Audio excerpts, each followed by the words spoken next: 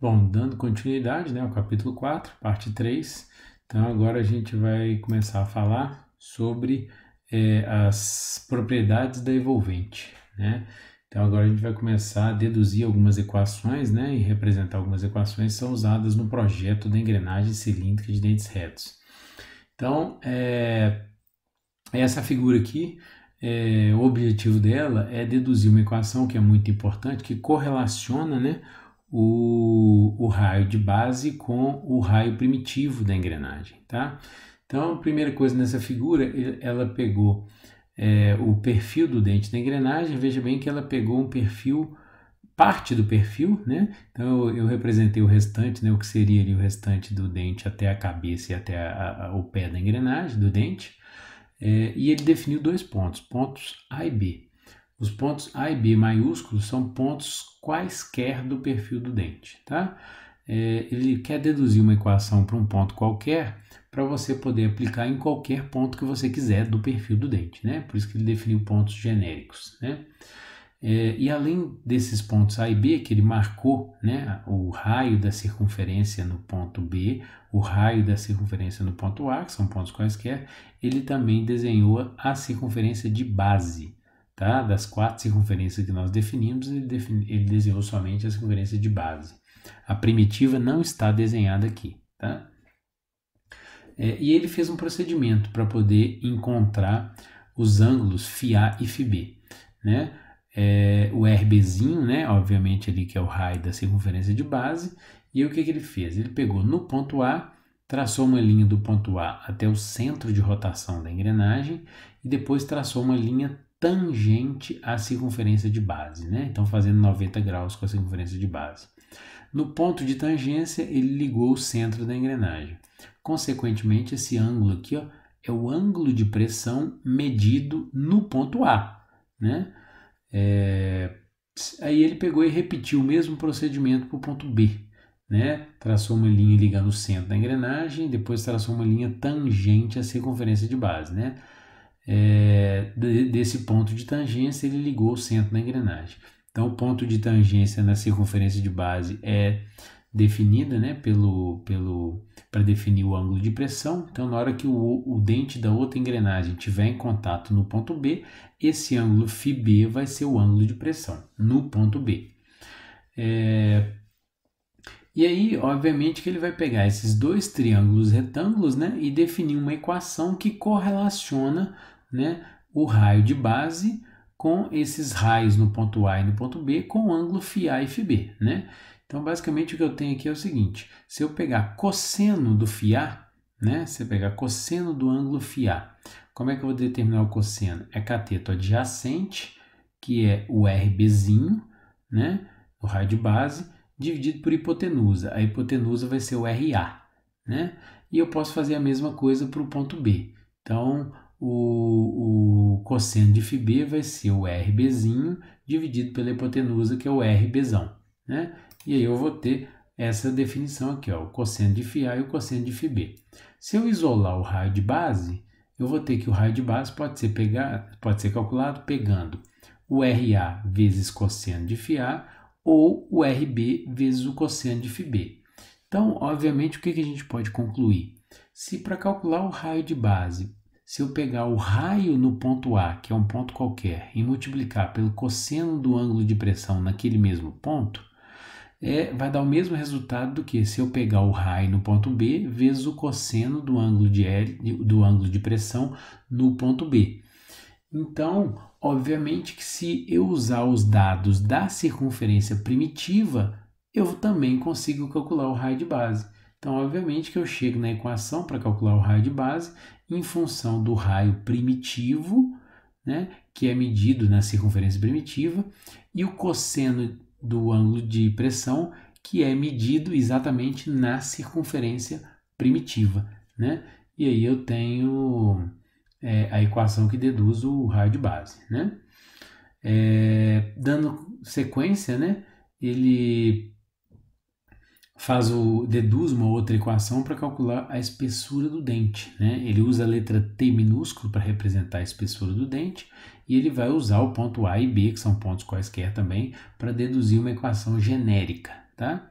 A dedução dessa equação não é tão trivial quanto a dedução do raio de base, né?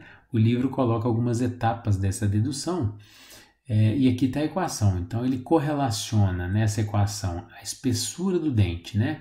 No ponto A e no ponto B. Então, ali, ó, o TB, essa cota que ele está marcando aqui, ó, seria TB dividido por 2, ou seja, metade da espessura. Essa linha que está desenhada aqui, ó, é a linha de centro, né? A linha de simetria do dente.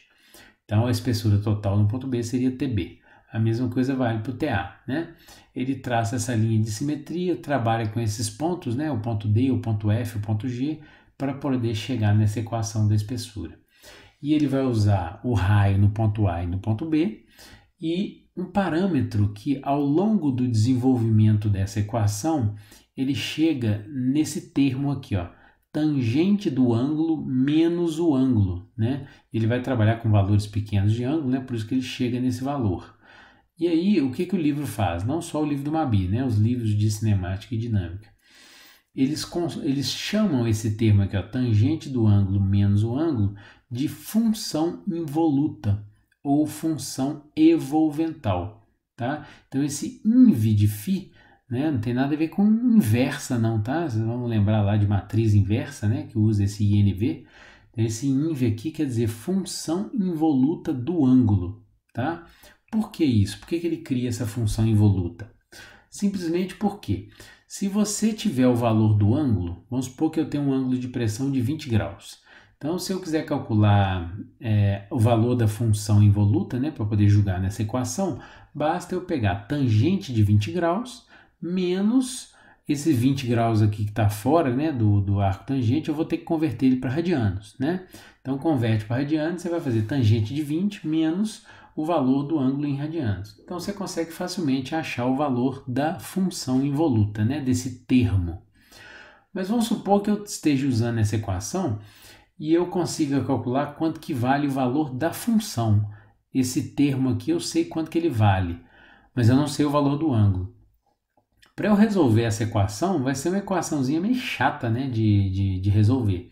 Então, a função involuta serve para facilitar a vida, né, do projetista. E aí, se você for lá no livro do Mabi, na página 615 e 616, são anexos, né, lá no final do livro, ele vai te dar uma tabelinha com essa função involuta, né? Então, aqui, né, nos próximos slides, ele mostra ali, a tabela da função involuta. E aí é bem fácil de eu fazer a interpretação dela, né? Na primeira coluna, eu tenho o valor do ângulo, o valor inteiro do ângulo, variando de 0 até 30. E na linha, eu tenho o valor fracionário do ângulo, variando de 0,0 até 0,9. Então, o que isso quer dizer? Vamos supor que eu fiz o cálculo da função involuta e o valor dele, vamos pegar um valor qualquer, vamos supor que seja esse valor aqui, ó, né? Então, vamos só marcar, por exemplo, um valor qualquer aqui, ó. Vamos supor que eu estou pegando esse valor como referência para definir, eu calculei, né, o valor da função involuta e eu achei esse valor. Não precisa interpolar, né? Pega o valor mais próximo do que você calculou, né? Então, qual que seria o valor do ângulo? Né? Então, basta eu olhar na linha de referência, né? Qual que é o valor? Seria aqui 11 graus. E na coluna de referência, qual que é o valor fracionário? Então, ou seja, meu ângulo seria 11,4 graus. Né? Então, essa é a forma de fazer a leitura nessa tabelinha. Tá? E aí facilitaria a vida, né, de quem está fazendo o projeto. Né? Aí a página seguinte varia lá de 31 até 60 graus, né? Então abrange aí qualquer tipo de valor de ângulo de pressão que você vai trabalhar, né? O livro não resolveu nenhum probleminha sobre esse assunto, né? Eu peguei um probleminha proposto lá no final do capítulo 4. Então ele pede ali, ó, dado a espessura frontal do dente. A espessura frontal do dente quer dizer a espessura medida na circunferência primitiva. Então, ele deu 0,196 polegada. O raio primitivo igual a 2 polegadas e o ângulo de pressão igual a 20 graus. Lembrando que o ângulo de pressão da engrenagem é medido na circunferência primitiva. Então, ou seja, ele me deu os 3 parâmetros da circunferência primitiva. e ele pediu para calcular a espessura do dente na circunferência de base, né? Então, basicamente, o que eu vou fazer é usar esta equação, né? Então, o ponto A vai ser, por exemplo, os dados da circunferência primitiva, né? Que foram dados pelo enunciado, e para poder calcular a espessura no ponto B, que seria a circunferência de base que o enunciado me pediu, basta eu calcular o raio de base pela equação do slide anterior, né? Já que ele me deu o raio primitivo e o ângulo, né, de pressão. E para calcular o ângulo de pressão na circunferência de base, né, que aí eu vou voltar nessa figura e vou pedir para vocês interpretarem. Deem uma olhada nessa figura e me falem quanto vale o ângulo de pressão na circunferência de base. Façam o mesmo procedimento que o livro fez para o ponto A e para o ponto B. Eu já botei as linhas em vermelho aí para poder ajudar vocês a fazer essa interpretação. Então pensem aí, parem o vídeo e pensem qual que é o valor do ângulo de pressão na circunferência de base. Bom, a resposta seria o seguinte: se eu trouxe esse ponto que eu estou analisando para cá, então obviamente que essas duas linhas se encontram, né? Então, ou seja, o ângulo de pressão aqui vale zero, né? As duas linhas do triângulo aqui, ó, se encontram numa linha única, né? Então o ângulo de pressão vale zero. Então, ou seja, qual que é a consequência, qual que é a conclusão que eu posso ter? O ângulo de pressão ele vale zero na circunferência de base. E a partir do momento que eu vou caminhando ao longo do dente, esse ângulo de pressão vai crescendo e ele vai ser máximo lá na cabeça da engrenagem, tá? Então, quando eu perguntar qual que é o ângulo de pressão da engrenagem, ele é medido na circunferência primitiva, que é mais ou menos o meio do dente, tá? Então é como se fosse uma média desses valores, né, do ângulo de pressão, ok? A forma como ele varia, né, ao longo do perfil do dente. Então, basta julgar esses valores, o φ na circunferência de base vale zero, e eu consigo calcular a espessura facilmente, né? Então aqui, ó, julgando os valores, né, para poder calcular, lembrando o ângulo de pressão da circunferência de base vale zero, vocês vão achar uma espessura de 0,240 polegadas, um pouco maior do que na circunferência primitiva, o que faz sentido, né? Se eu voltar nessa figura aqui, ó, a circunferência primitiva vai estar um pouco acima da circunferência de base, então a espessura é um pouco menor do que na base. Na circunferência de base é onde eu vou ter a máxima espessura do dente, tá? E aí, uma coisa importante também para a gente avaliar seriam as características da ação evolvental, né? Esse é o próximo tópico importante para a gente. Isso vai me mostrar quais são os pontos onde eu tenho o início do contato e o final do contato, tá? Nos dentes da engrenagem. Então aqui eu tenho uma figura um pouquinho complicada de entender, né? Mas a gente vai discutir bem sobre ela aqui e entender tudo que está sendo mostrado nela. Basicamente o que eu tenho é o seguinte: aqui ele me desenhou as duas engrenagens, a engrenagem 1 e a engrenagem 2. Tá? Ele me falou que a engrenagem 1 é a engrenagem motora. E aí ele vai mostrar aqui, ó, onde que acontece o início do contato dos dentes da engrenagem e onde que acontece o final do contato dos dentes. Então, a primeira coisa, vamos entender a figura. Então, ele me mostrou a circunferência de pé, de base, primitiva e cabeça da engrenagem 1, que é a motora. E também desenhou a circunferência de pé, base, primitiva e cabeça da engrenagem 2, que é a movida. A engrenagem 1 está girando no sentido horário, consequentemente a 2 vai girar no sentido anti-horário, né? Inverte o sentido de rotação. E aí o que vai acontecer? Aqui ele traçou a linha de ação, né, que define o ângulo de pressão. Então essa linha de ação ela tem que passar pelo ponto primitivo, e aí tem uma observação importante, né? Veja que das 4 circunferências, né, das engrenagens, a única que tem a obrigação de se encontrar é a primitiva. Então observe aqui que a circunferência primitiva de uma engrenagem encontra com a primitiva da outra, né? De tal forma que a distância entre centros seja a soma dos raios primitivos. Então a linha de ação ela passa pelo ponto primitivo e ela é tangente às duas circunferências de base, né? Então aqui eu tenho, né, os pontos de tangência, o ponto E2, que é o ponto de tangência com a circunferência da engrenagem 2, da circunferência de base, e o ponto E1, que é o ponto de tangência com a circunferência de base da engrenagem 1. Então essa é a linha de ação, e aqui eu tenho um ângulo de pressão, né? E aí aqui ele usou essa figura para mostrar o ponto de início e final de contato. Onde que é o início do contato? Início do contato é o ponto A da figura, que está marcado aqui, ó. Né? Então, o ponto A é a interseção da linha de ação com a circunferência de cabeça da engrenagem movida. Então, pega a engrenagem movida, que é a 2, acompanha a circunferência de cabeça e repare onde ela vai cruzar com a linha de ação. É o ponto A, né? Então, vou marcar até ele aqui em vermelho. Então, o ponto A representa o início do contato dos dentes da engrenagem. Então, ele mostrou o perfil do dente. Então, o dente está vindo, né, livre, sem contato nenhum. Na hora que ele chega nesse ponto, vai ocorrer entre aspas, né, o choque inicial entre os dentes. Então, repare que na engrenagem motora, o contato está acontecendo lá na circunferência de base. Já na engrenagem movida, o contato está acontecendo lá na cabeça da engrenagem, né, bem próximo da cabeça da engrenagem. A partir daí, essas duas engrenagens vão girar juntas, né, transmitindo torque, né, e o ponto de contato desliza ao longo do dente. Na engrenagem motora, ele vai deslizar em direção à cabeça, e na engrenagem movida, ele desliza em direção à circunferência de base. E aí o ponto vai caminhando, vai caminhando, vai caminhando, passa pelo ponto primitivo, né? Continua caminhando, e onde que acontece o final do contato, onde esses dois dentes perdem o contato? É o ponto B, que é a interseção da mesma linha de ação, só que agora com a circunferência de cabeça da engrenagem motora, acompanhando a circunferência de cabeça da engrenagem motora, onde ela cruzar com a linha de ação, que é o ponto B, né, eu vou ter o final do contato dos dentes da engrenagem, tá? Repare que na engrenagem motora o contato chegou lá na cabeça do dente, e na engrenagem movida ele deslizou da cabeça até a base, né?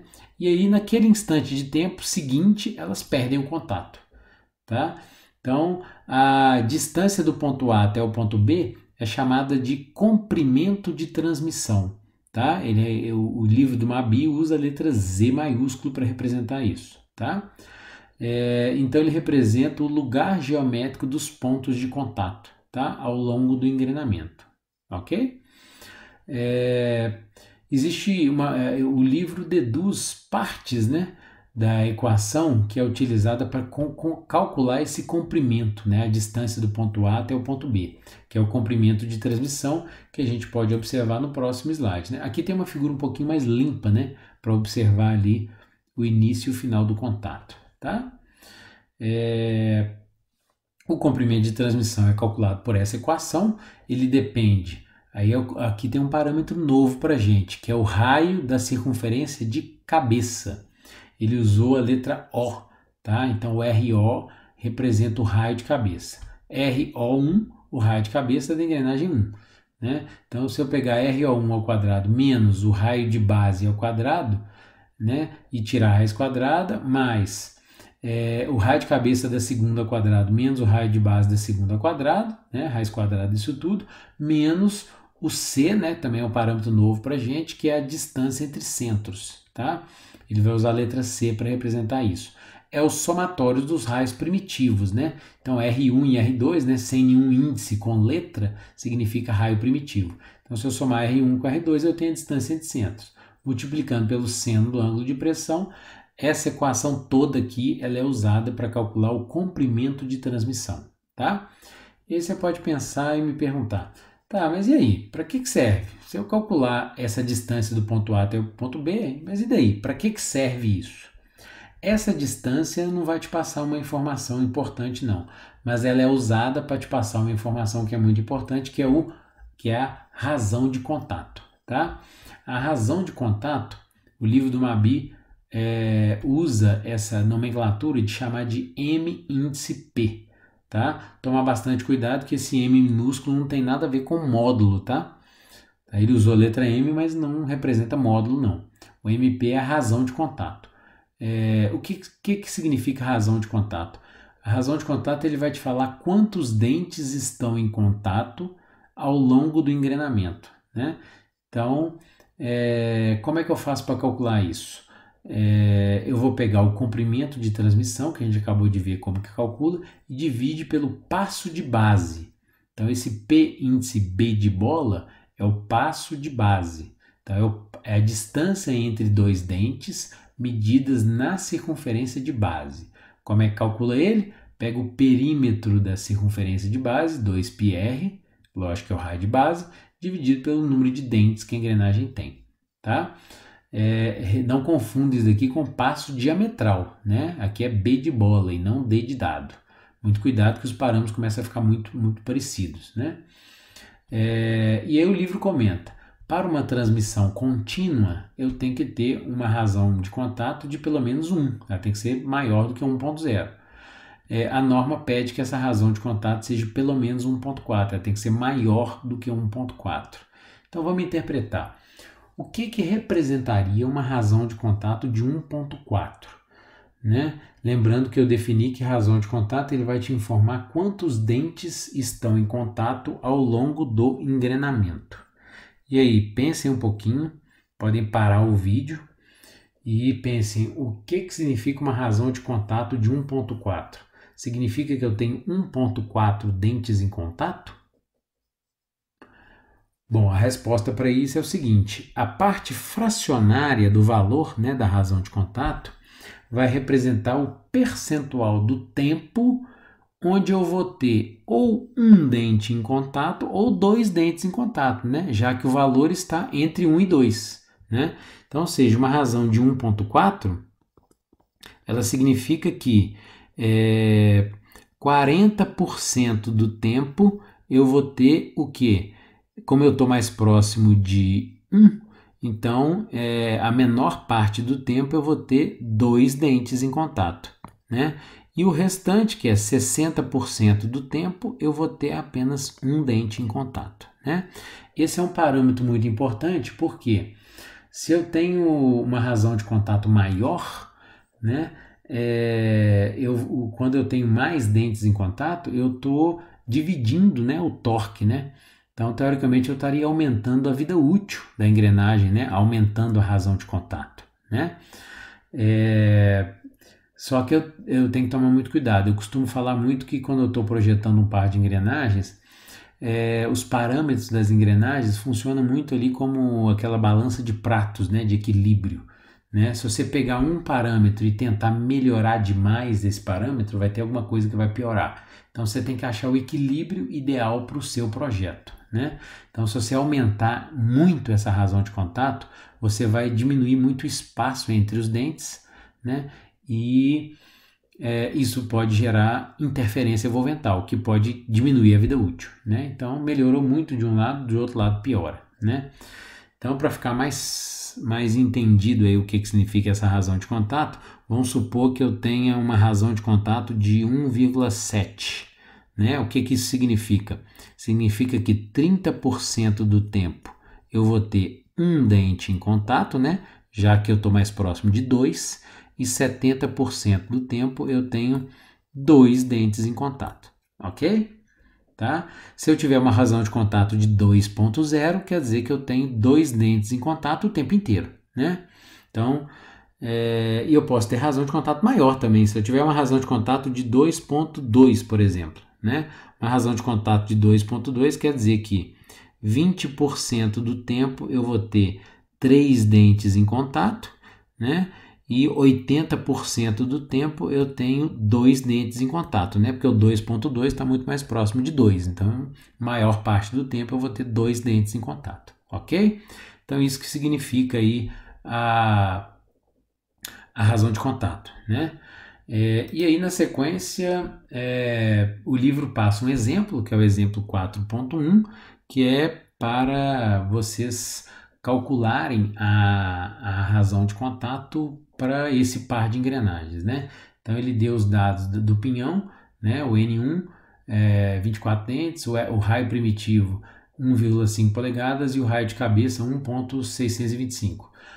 A coroa tem 60 dentes, um raio primitivo de 3,75 e um raio de cabeça de 3,875, né?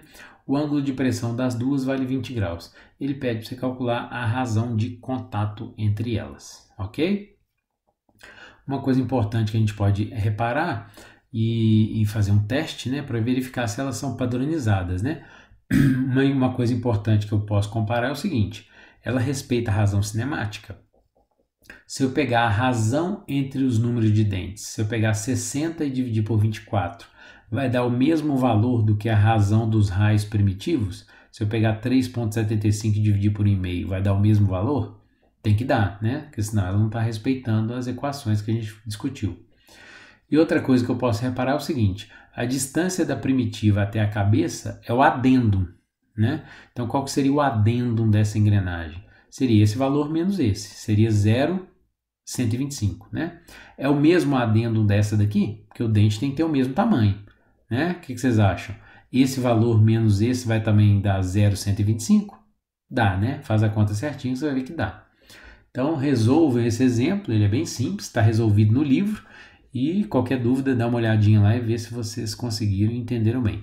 Qualquer dúvida a gente resolve na nossa aula síncrona, tá? E tira qualquer dúvida sobre esse assunto, tá joia?